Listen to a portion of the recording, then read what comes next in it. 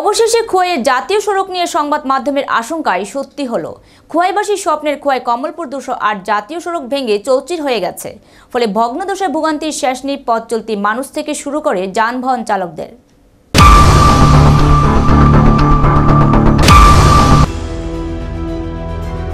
জাতীয় সড়ক নিম্নমানের কাজ হয়েছে, এক বছর যেতে না যেতে বিভিন্ন জায়গায় পিচ ফুলে ফুলে উঠে যাচ্ছে।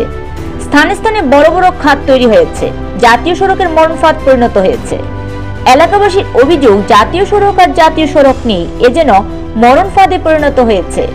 নির্মাণ কাজের শুরুতে বিভিন্ন মহল থেকে অভিযোগ উঠেছিল রাস্তার নির্মাণ সামগ্রী ব্যবহার করা হচ্ছে তা খুবই নিম্নমানের। খোয়াইয়ে প্রায় সব জায়গাতে 208 জাতীয় সড়কে নিম্নমানের নির্মাণ কাজ হয়েছে, কিন্তু প্রশাসন মানুষের এসব কথায় কোনো কর্ণপাত করেনি। ফলে যা হবার তাই হয়েছে।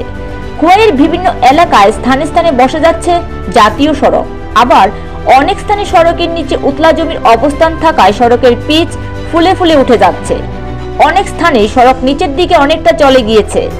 খোয়াইয়ের মহাদেব টিলা থেকে শুরু করে জাম্বুরা, সিঙ্গিছড়া, চেরমা, বাচাইবাড়ি বাজারের আশেপাশে জাতীয় সড়কে এরকম ধসে যাওয়া বা ফুলে ফেপে পিচ উঠে গিয়ে বড় বড় খাত তৈরি হয়েছে।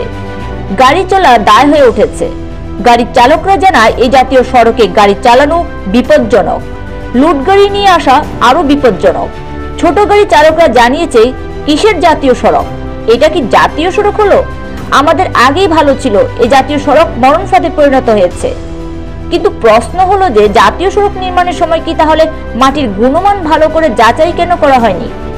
নির্মাণের সময়ে যদি এইসব বিষয়গুলো সম্পর্কে গুরুত্ব দেওয়া হতো, তাহলে আজকে সড়ক নির্মাণের 1 বছরের মধ্যে নবনির্মিত 208 জাতীয় সড়কের এই হাল অবস্থা হতো না।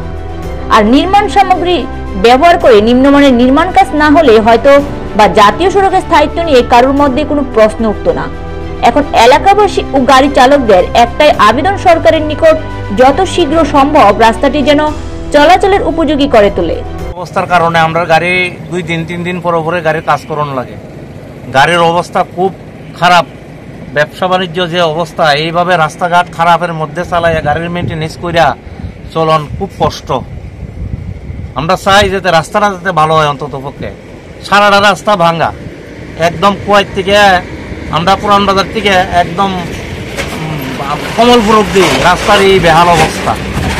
আজকে অনেকদিন যাবত আমরা এই ভাঙ্গা রাস্তা দিয়ে চলাফেরা করতেছি, কিন্তু গাড়ির বিরাট ক্ষতি হইতেছে। গাড়িগুলা চলনের মতো না। বর্ষা যখন বৃষ্টি আয়, বৃষ্টির সময় তো অনেক অসুবিধা হয়। সেদিন তো আমি অল্প লাগিয়া রক্ষা এই রাস্তার কারণে জল ভর্তি গাতার মধ্যে ঢুকে গেছি। আমি খুব অবস্থা। নিজস্ব প্রতিনিধি রিপোর্ট, এশিয়ান টাইমস।